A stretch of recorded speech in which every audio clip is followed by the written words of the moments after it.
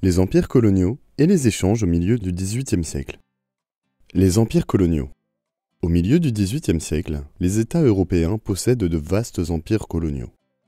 Les colonies européennes sont surtout situées en Amérique, l'Espagne étend son empire colonial sur une grande partie de l'Amérique du Sud et de l'Amérique centrale jusqu'à la Floride. Le Portugal a conquis le littoral oriental de l'Amérique du Sud pour former le Brésil. L'Angleterre possède 13 colonies sur la côte américaine. Elle a aussi étendu sa présence au Canada, autour de la baie d'Hudson. La France détient une partie du Canada et la Louisiane.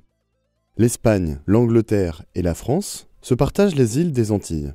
À cette époque, elles produisent surtout du sucre, d'où leur nom d'île à sucre.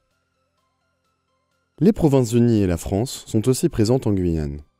Les États européens possèdent aussi des comptoirs et quelques colonies sur la côte de l'Afrique et de l'Asie. Ils permettent de faire du commerce avec les populations locales, mais offrent aussi des escales pour les navires européens allant faire du commerce en Asie. Les Provinces-Unies ont conquis des îles d'Asie du Sud-Est qui forment les Indes néerlandaises, l'actuelle Indonésie. Les tensions entre les puissances coloniales sont importantes entre la France, l'Angleterre et l'Espagne, qui se disputent les territoires à coloniser, surtout en Amérique du Nord. Les grands courants d'échange. Au XVIIIe siècle, le commerce atlantique se développe beaucoup entre les pays d'Europe et leurs colonies d'Amérique. Les navires européens y vendent divers produits industriels et en rapportent des produits tropicaux. Des marchands européens pratiquent le commerce triangulaire. Ils transportent différents produits en Afrique et les échangent contre des esclaves. Puis ils les transportent en Amérique où ils les vendent aux colons qui les font travailler dans leurs plantations. Ils achètent ensuite du sucre, du café et du coton qu'ils rapportent en Europe. Les Portugais du Brésil achètent aussi de nombreux esclaves en Afrique, surtout en Angola. Les Européens font aussi du commerce avec l'Asie, en contournant l'Afrique par le sud.